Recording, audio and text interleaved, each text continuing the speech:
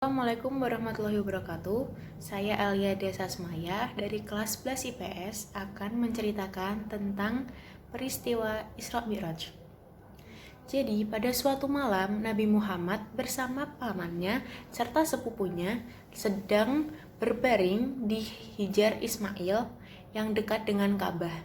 Tiba-tiba datang malaikat Jibril, Mikail dan Israfil untuk menemui Nabi Muhammad.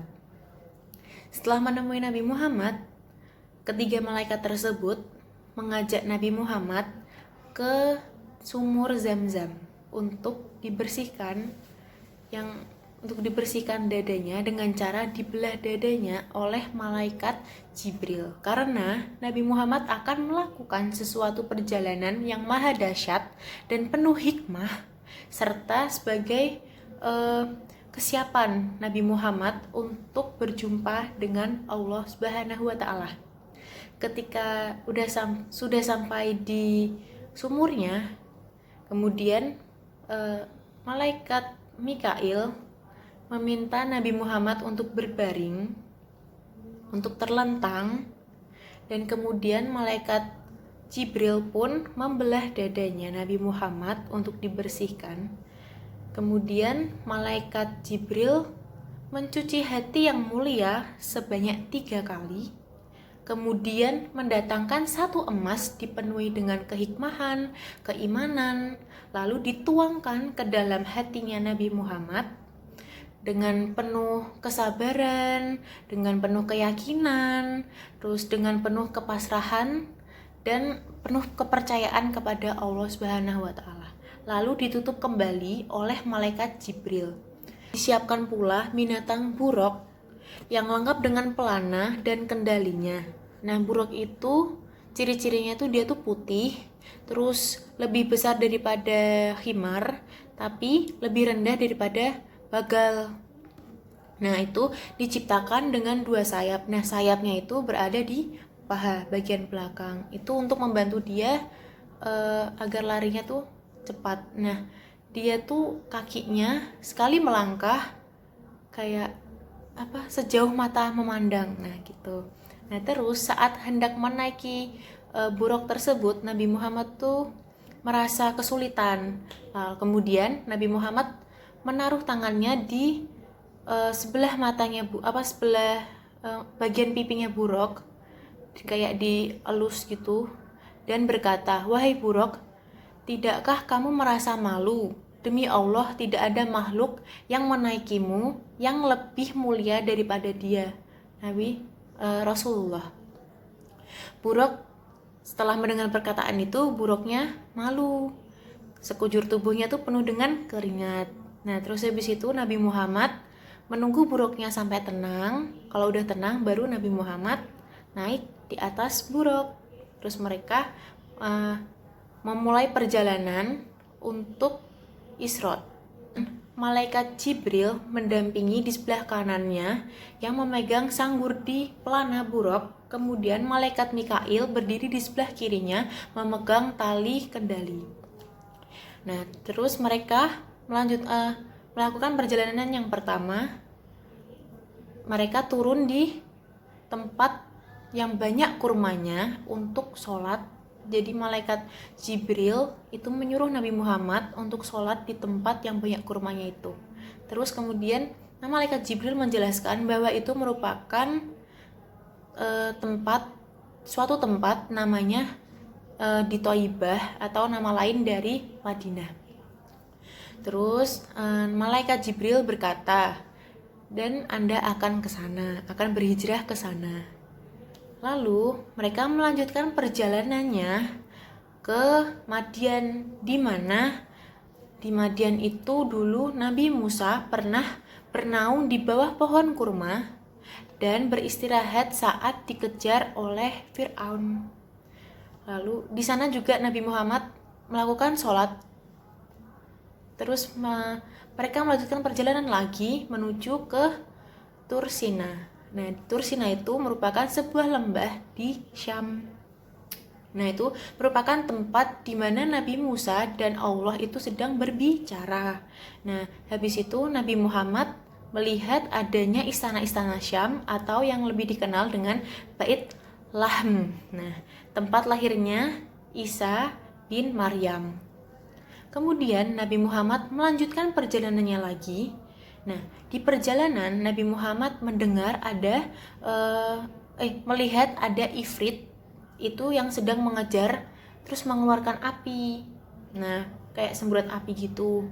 Terus habis itu malaikat Jibril berkata, "Tidakkah aku ajarkan kepada Anda beberapa kalimat jika Anda membaca akan memadamkan api dan terbalik ke wajahnya lalu binasa dia." Kemudian Nabi Muhammad mengikuti perintah dari Jibril. Jadi malaikat Jibril memberitahu bacaannya, kemudian Nabi Muhammad mengikutinya. Dan api itu padam. Selanjutnya Nabi Muhammad melanjutkan perjalanannya lagi. Kemudian Nabi Muhammad melanjutkan perjalanannya lagi. Di tengah-tengah perjalanan pula Nabi Muhammad melihat suatu kaum yang menanam benih terus langsung tumbuh menjadi besar dan siap panen. Nah, kemudian malaikat Jibril menjelaskan bahwa itu merupakan para mujahid fi sabilillah atau orang mati syahid di jalan Allah. Nah, itu mendapatkan pahala sampai 700 kali lipat. Kemudian Nabi Muhammad pun dan malaikat Jibril dan Mikail melanjutkan perjalanannya lagi. Di perjalanan Nabi Muhammad mencium aroma wangi. Kemudian malaikat Jibril pun menjelaskan bahwa bau wangi itu merupakan bau dari Masyitoh yang merupakan wanita yang menyisir rambutnya anaknya Fir'aun. Nah, sedikit cerita. Ketika Masyitoh sedang menyisir rambut anak Fir'aun, kemudian Masyitoh tidak sengaja sisirnya terjatuh. Kemudian Masyitoh ambil dan berkata, "Bismillah, celakalah Fir'aun." Nah, ketika itu anak Fir'aun mendengar bahwa Masyitoh berucap seperti itu, lalu anaknya Fir'aun pun bertanya kepada Masyitoh, "Apakah kamu memiliki Tuhan selain ayahku?" Kemudian Masyitoh menjawab, "Ya." Kemudian si anak tersebut mengancam bahwa akan dibilangin ke ayahnya atau Fir'aun apabila Masyitoh berkata seperti itu. Kemudian anaknya pun menceritakan ke ayahnya. Kemudian ayahnya bertanya kepada Masyitoh, apakah benar kamu menyembah selain aku?" Kemudian Masyitoh menjawab bahwa ya, aku dan kamu memiliki Tuhan, yaitu Allah. Kemudian Fir'aun pun menyiapkan kuali besar yang ditaruh di atas api yang membulat-bulat untuk mematikan Masyitoh dan keluarganya. Ada Masyitoh, sang suami, dan anaknya yang masih bayi. Kemudian Masyitoh sebelum mau dibunuh secara hidup-hidup atau dimasukkan ke kuali besar agar meninggal, itu Masyitoh berpesan bahwa apabila engkau akan mematikanku, maka siapkanlah tempat untukku. Jadi dia tuh kayak mau meninggal harus ada tempatnya. Kemudian Fir'aun pun langsung melemparkan suami Masyitoh ke dalam kuali yang besar dan api yang membulat-bulat itu. Kemudian giliran Masyitoh, seperti Masyitoh kayak takut, tetapi anaknya yang sedang menyusui berkata, "Demi Allah Bu, ini buat Allah," kayak gitu. Jadi kayak mati karena Allah gitu, kayak fisabilillah gitu, berjihad di jalan Allah. Kemudian Masyitoh pun dilemparkan ke dalam kuali besar tersebut serta anaknya. Lanjut. Selanjutnya Nabi Muhammad pun melanjutkan perjalanannya. Kemudian di perjalanan Nabi Muhammad melihat kaum yang menghantam batu besar ke kepala mereka sendiri. Jadi menghantam batu sampai hancur. Nah, itu ternyata merupakan manusia yang merasa berat untuk melaksanakan sholat. Kemudian Nabi Muhammad melihat pula kaum yang sedang seperti berpesta pora menggunakan daging. Ada daging segar dan daging yang busuk. Nah, ada kaum yang mengambil daging busuk tersebut. Terus Nabi Muhammad bertanya kepada malaikat Jibril, "Wahai Jibril, itu kaum apa?" Setelah itu malaikat Jibril pun menjelaskan bahwa itu merupakan manusia yang mempunyai istri yang halal untuknya, tapi dia malah berzina dengan wanita lain. Kemudian Nabi Muhammad beserta Jibril dan Mikail melanjutkan perjalanannya. Terus di perjalanan Nabi Muhammad mendengar dari arah kanan yang berkata, "Wahai Muhammad, aku melihat kamu agar kamu melihat aku. Aku memintamu agar kamu melihatku." Nah, kemudian Nabi Muhammad pun tidak peduli. Terus habis itu Nabi Muhammad bertanya kepada malaikat Jibril, dan malaikat Jibril pun menjawab bahwa itu merupakan panggilan dari Yahudi. Apabila Nabi Muhammad peduli dengan panggilan tersebut, maka kaum-kaum Nabi Muhammad akan masuk ke kaum Yahudi.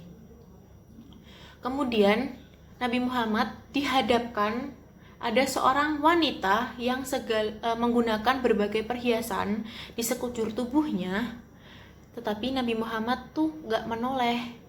Nah, terus malaikat Jibril mengatakan bahwa itu merupakan dunia. Apabila kamu menoleh, maka kamu lebih memilih dunia daripada akhirat. Jadi kayak kaum-kaumnya lebih memilih duniawi daripada akhirat. Tetapi alhamdulillah Nabi Muhammad gak menoleh sedikit pun. Kemudian Nabi Muhammad dan malaikat Jibril dan Mikail berhenti di Baitul Maqdis atau Masjid Al-Aqsa. Nah, itu di situ ada satu sisi pintu untuk memarkirkan buruknya. Jadi di situ merupakan tempat para nabi-nabi untuk memarkirkan buruknya. Nah, kemudian mereka masuk bersama ke dalam masjid untuk melaksanakan sholat 2 rakaat. Terus di sana setelah melaksanakan 2 rakaat, Nabi Muhammad melihat bahwa masjid itu terasa ramai. Dan malaikat Jibril pun memberitahu bahwa keramaian itu merupakan para nabi yang diutus oleh Allah Subhanahu wa taala. Kemudian terdengar kumandang azan dan iqomah. Kemudian para nabi pada berdiri pada sof-sofnya dan menunggu siapakah imamku nanti.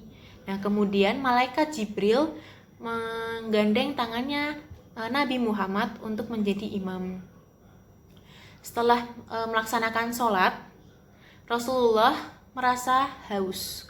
Kemudian Rasulullah berkata kepada malaikat Jibril bahwa beliau merasa haus. Kemudian malaikat Jibril membawakan 2 buah cawan, yang satu isinya susu, yang satu isinya khamar. Nah, kemudian Nabi Muhammad memilih isinya susu. Terus malaikat Jibril berkata, "Sungguh Anda telah memilih kefitrahan, yaitu al-Islam. Jika khamar, niscaya umat Anda akan menyimpang dan sedikit mengikuti syariat Anda." Nah, setelah itu malaikat dan Nabi Muhammad melanjutkan perjalanan untuk Mi'raj. Setelah melakukan Isra di Mekah Al-Mukarramah ke Masjidil Aqsa, Baitul Maqdis, lalu melanjutkan perjalanan Mi'raj, yaitu naik menembus lapisan langit ciptaan Allah Subhanahu wa taala dan berjumpa dan berbicara dengan Allah secara langsung. Nah, yang nantinya beliau dan umat ini akan mendapatkan perintah untuk sholat 5 waktu. Allah memanggil hamba yang dicintainya, yaitu Nabi Muhammad SAW, untuk menerima perintah ini atau perintah sholat. Kemudian Nabi Muhammad dan malaikat Jibril pun naik ke langit pintu pertama. Nah, di sana mereka bertemu dengan malaikat penjaga pintu pertama. Kemudian malaikat Jibril pun meminta izin untuk menembus pintu pertama. Lalu ada percakapan antara malaikat Jibril dan malaikat penjaga pintu pertama, yaitu ketika malaikat Jibril datang, malaikat pintu pertama berkata, "Siapakah ini?" Kemudian malaikat Jibril pun menjawab, "Aku Jibril." Kemudian malaikat pintu pertama pun bertanya lagi, "Siapakah yang bersamamu?" Kemudian malaikat Jibril pun menjawab, "Yang bersamaku adalah Muhammad." Kemudian malaikat pintu pertama lagi bertanya, "Apakah beliau telah diutus oleh Allah Subhanahu wa taala?" Kemudian malaikat Jibril menjawab, "Iya, benar." Lalu ketika malaikat Jibril dan Nabi Muhammad masuk, mereka disambut kedatangannya oleh para malaikat mukmin. Di sana dia memuji dan mengucapkan salam untuk Nabi Muhammad.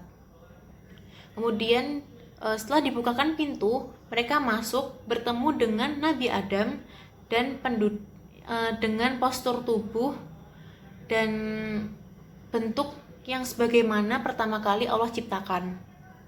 Kemudian Nabi Muhammad pun melanjutkan perjalanannya ke pintu kedua, di mana di sana bertemu dengan Nabi Isa bin Maryam.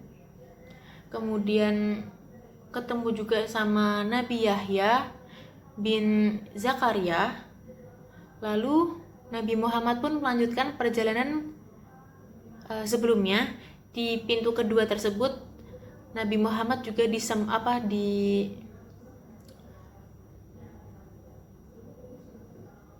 disambut dengan memuji beliau juga. Kemudian di langit ketiga sama, beliau juga disambut dan dipuji. Beliau juga bertemu di langit ketiga itu, beliau juga bertemu dengan Nabi Yusuf bin Yakub. Kemudian Nabi Muhammad melanjutkan perjalanannya ke langit keempat, di mana di sana bertemu dengan Nabi Idris alaihissalam. Sama juga disambut, juga dipuji. Kemudian Nabi Muhammad melanjutkan perjalanannya ke langit kelima, di mana dia bertemu dengan Nabi Harun bin Imran alaihissalam. Nabi Harun bin Imran alaihissalam. Lalu Nabi Muhammad melanjutkan perjalanannya ke langit keenam, dan beliau bertemu dengan beberapa nabi dengan umatnya mereka masing-masing. Ada seorang nabi dengan umatnya yang gak lebih dari 10 orang, ketemu juga sama nabi yang umatnya lebih dari 10 orang, dan ada pula nabi yang tidak memiliki umat.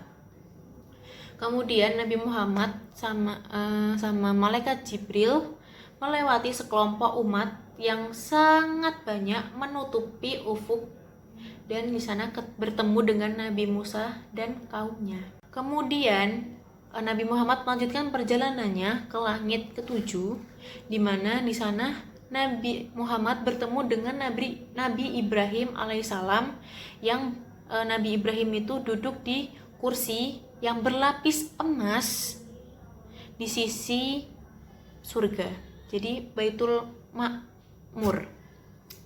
Nah, kemudian Nabi Muhammad dan Nabi Ibrahim pun bersalaman dan saling mendoakan satu sama lain. Kemudian Nabi Ibrahim berpesan kepada Nabi Muhammad, "Perintahkanlah umatmu untuk banyak menanam tanaman surga. Sungguh tanaman surga sangat baik dan sangat luas."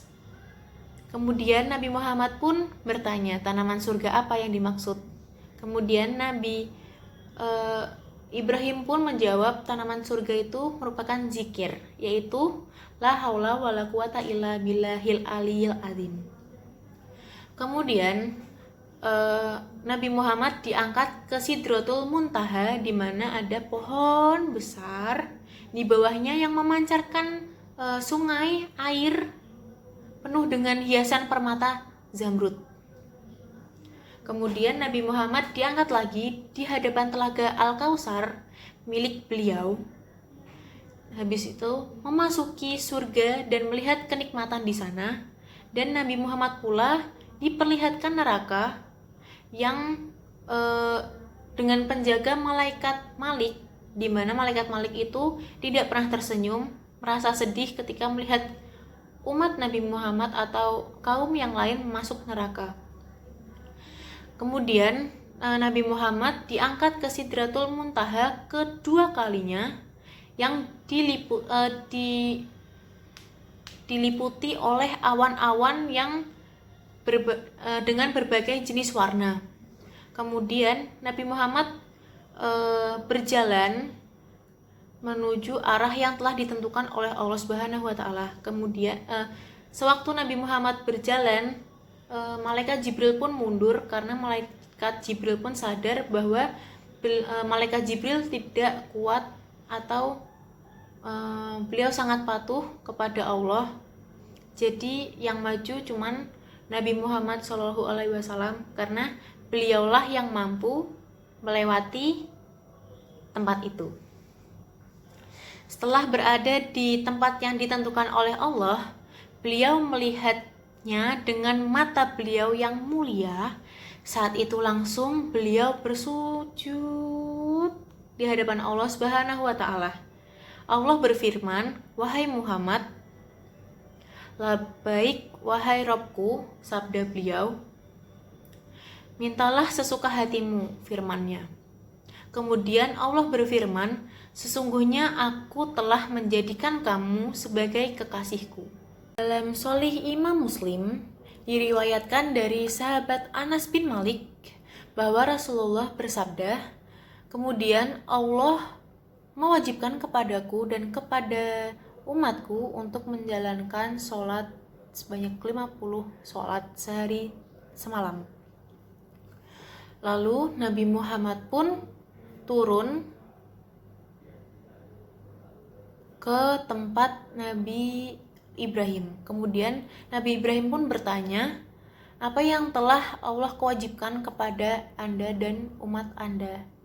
Kemudian Nabi Muhammad pun menjawab bahwa Allah memerintahkan untuk 50 kali sholat dalam waktu sehari semalam. Kemudian Nabi Ibrahim pun memerintahkannya untuk kembali kepada Robmu dan mintalah keringanan sebab umatmu tak akan mampu untuk melakukannya. Kemudian Nabi Muhammad pun kembali kepada Allah untuk meminta keringanan.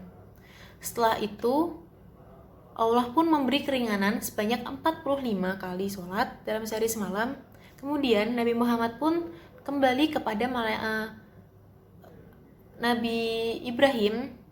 Kemudian Nabi Ibrahim pun mempertanyakan dengan pertanyaan yang sama. Kemudian Nabi Muhammad pun menjawab bahwa adanya perintah sholat sebanyak 45 kali sehari semalam. Kemudian Nabi Ibrahim pun memerintah Nabi Muhammad untuk kembali kepada Robmu untuk diberi keringanan karena hambamu tidak akan kuat. Kemudian Nabi Muhammad kembali ke tempat Allah. Kemudian Allah berfirman, "Wahai Muhammad, itu adalah kewajiban 5 kali sholat sehari semalam. Tetapi satu sholatnya seperti dilipat gandakan menjadi 10. Jadi kita melaksanakan 5 kali sholat, berarti kita menjalankan 50, sama aja menjalankan 50 kali sholat dalam sehari semalam. Kemudian Nabi Muhammad pun kembali ke tempat Nabi Ibrahim. Kemudian Nabi Ibrahim pun menyuruhnya untuk diberi keringanan lagi untuk umatnya karena tidak akan kuat. Kemudian Nabi Muhammad pun malu karena sering kesana kemari ke tempat Allah. Kemudian beliau pun turun. Akhirnya beliau pun melanjutkan perjalanannya untuk menaiki buruk untuk kembali ke kota Mekah Al-Mukarramah. Pada saat itu belum terbit fajar. Pada paginya beliau memberitahukan mukjizatnya kepada umatnya untuk melaksanakan sholat sebanyak 5 kali. Nah, tetapi sebagian besar mereka mendustakan, bahkan mengatakan bahwa Nabi itu telah gila. Pertama umat yang membenarkan dan mempercayai beliau adalah Sayyiduna Abu Bakar.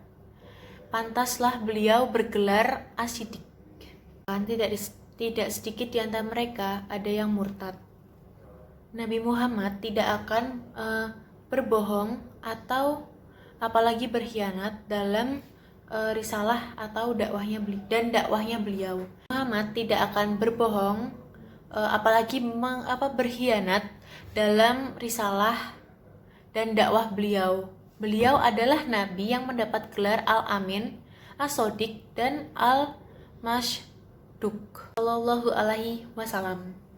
Sekian dari saya. Wassalamualaikum warahmatullahi wabarakatuh.